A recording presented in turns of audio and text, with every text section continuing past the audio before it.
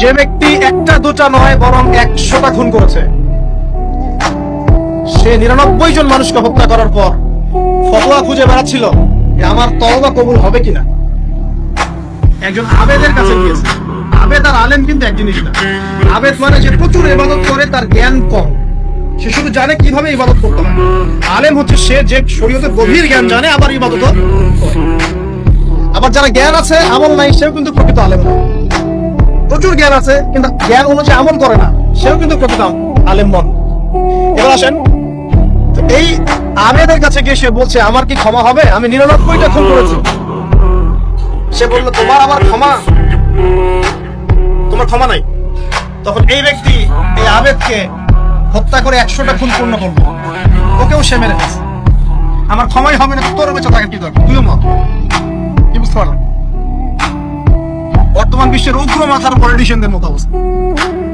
আমার দেশের সমস্যা, তোর দেশ পারমাণবিক বোম্বের উড়াই দিব, মানে এরকম একটা অবস্থা। তো আল্লাহ রাব্বুল আলামিন এই ব্যক্তির মধ্যে একটা চেতনা তৈরি করলেন যে আমাকে তওবা করতে হবে। সে তখন সার্চ করতে লাগলো আরো কোনো আলেম আছে কিনা। এরপর অনেক দূরে একজন আলেমের সন্ধান পাওয়া গেল। সে সেখানে গেল, তাকে গিয়ে বললো আমার কি ক্ষমা হবে?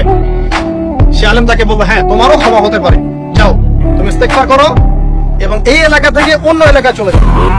মানে যে এলাকায় তুমি অনেকদিন ছিলে, এখানে তুমি অনেক পাপ কাজ করেছো, এখানে থাকার দরকার নাই। তওবা করে তুমি অন্য কোথাও চলে যাও, নতুন একটা জীবন শুরু করো। এখানে থাকতে হবে কি, তোমার স্মৃতিগুলো তোমাকে তাড়িয়ে বেড়াবে, মানুষ তোমাকে খারাপ নজরে দেখতেই থাকবে, তুমি তখন কষ্ট পাবে। এই জন্য তুমি চলে যাও। তো চলে যেতে যেতে সে রাস্তায় ইন্তেকাল করে। এবার তার রূহ নিবে কে? এই জন্য দুদল ফেরেশতা আসছেন, জান্নাতি এবং জাহান্নামী। তাদের মধ্যে বাক বিতরটা হচ্ছে কে রূহ নিয়ে যাবে।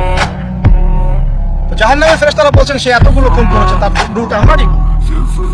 জান্নাতি ফেরেশতারা বলছেন না, সে তওবা করতে এসেছিল, অতএব সে আল্লাহর অভিমুখী হয়েছে, তার রূহটা আমরা নিব।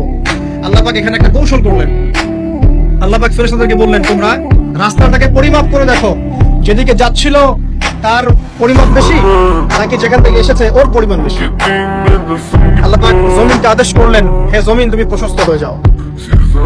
এবার পরিমাপ করে দেখা গেল সে তওবার থেকে আসছিল, এর পরিমাণটা বেশি। একটা কাজের ওসিলায় আল্লাহ পাক তাকে মাফ করেন।